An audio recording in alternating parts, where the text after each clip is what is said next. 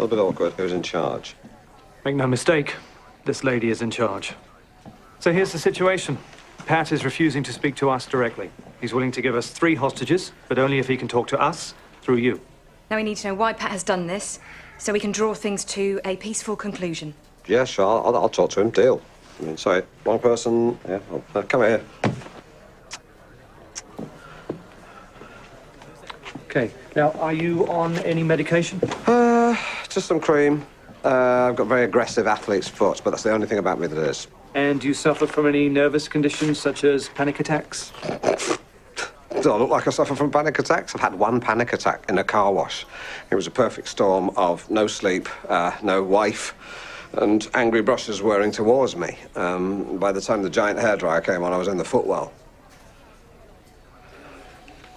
Does the idea of weaponry trouble you? No, I've fired several rifles. I've fun fairs and won prizes, but I've never fired one in anger or at a cat.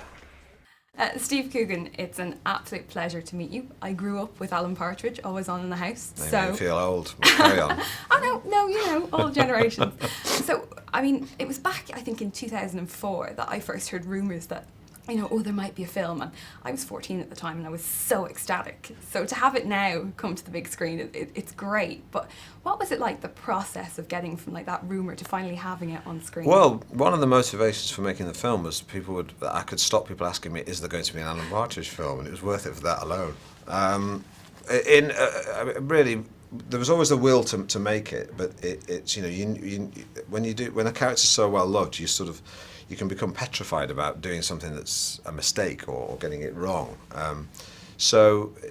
Really, there was quite a big gap between 2001, I think, when we did the last TV series, and then 2008 or 9 when I did a live tour, did the character again, and I also started these webisodes.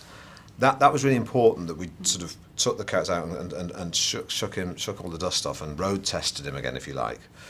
Which we did with the webisodes, and it was also a way we stripped the character bare, because there are no other peripheral characters. We just had him online, stuck in a little box in the studio, and that we showed ourselves. We sort of proved to ourselves that the character there was more to him, and that we could explore more about him, and that gave us the sort of the courage to start setting about doing the film.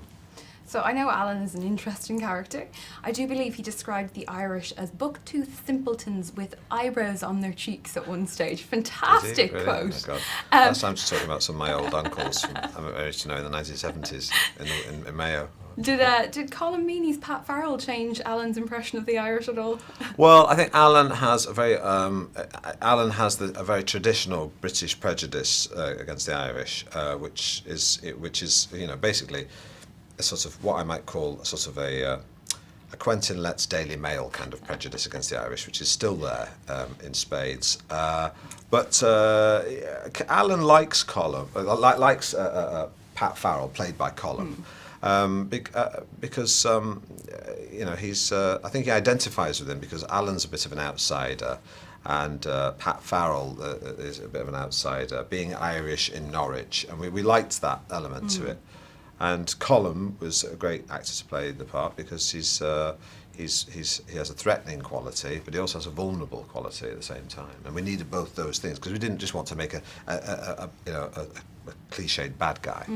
I think you kind of see that, I think, with Colin in Intermission as well, when he was this, you know, really, you know, burly cop that was, you know, prepared to take somebody down, right. But he was about his tunes. That's so right, I mean, yeah. was that important for Pat to have that element to him as well? Yeah, definitely. And it's a very hard thing to pull off because, you know, you can get people who seem pathetic and you can get people who seem like tough guys, and but you know, combining the two is, I think it's a skill, or it's something that you have inherent, or is intuitive. And Colin was intuitive about it, and grounded the film, stopped the film. You know, you don't want all these people doing this sort of. Alan is a slightly heightened performance. There's no doubt about that.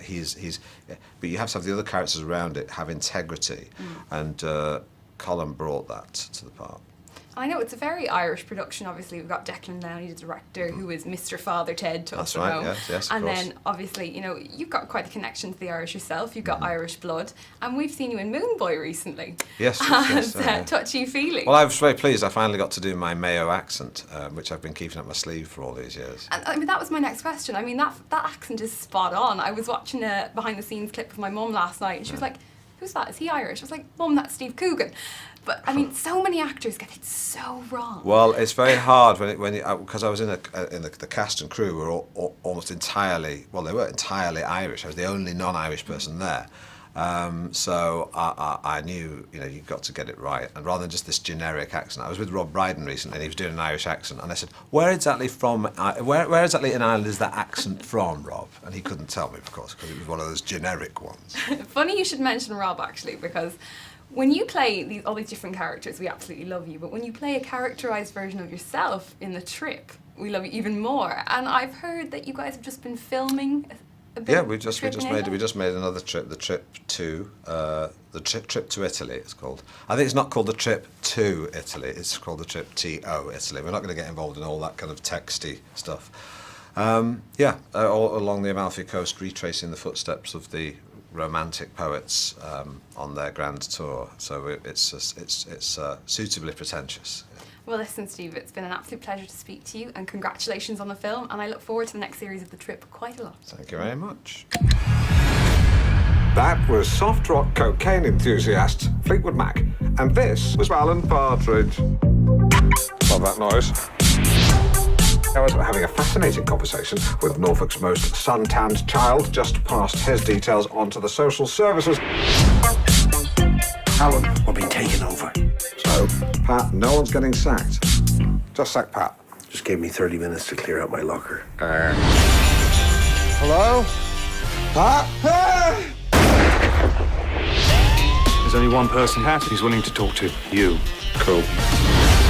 Will you help us? Guys, none of us choose the hand we're dealt. We do need an answer, I'm afraid. Why do you have another siege to go to? Alan's coming in now. Welcome to big school. Ladies and gentlemen, I give you Alan Partridge. my partner in crime. Oh, guest. You are the face of this siege. I am Siege Face. He's broadcasting from the siege. Keep it light. Okay, tonight we'll be asking, have you ever met a genuinely clever bus driver? Oh, shit.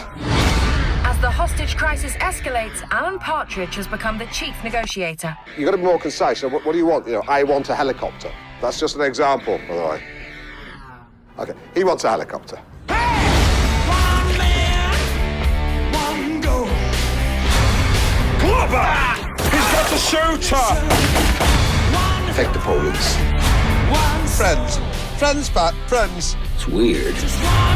What has happened to your hair? I take no pleasure in saying this, but a lot of people think it looks like a photograph of an explosion. Identify yourself! Alan. Alan? There's footage. Alan! I'm Alan Partridge. Not been off the TV that long. Identify yourself. I should be at home in bed watching funny videos on YouTube. Have you seen Fat Woman Falls Down Hole? That should be fenced off, really, but I'm glad it wasn't. It's all right, I'm not retreating. Pat's tugging me off. Now, come on, we're better than that.